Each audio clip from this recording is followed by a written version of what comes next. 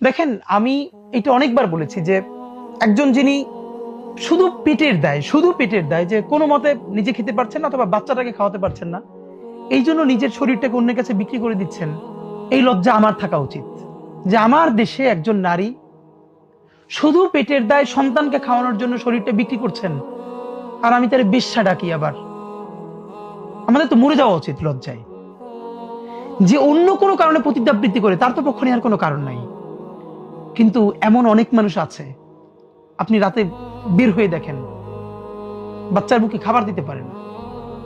আপনি খেয়াল করেন আমার চোখে আপনার চোখে যিনি একজন বেশ্যা, এই মানুষটা যখন এই টাকায় বাচ্চার জন্য একটা খাবার কিনে নিয়ে যাচ্ছে, সেই বাচ্চার চোখে উনি এই দুনিয়ার সব থেকে সম্মানিত জননী।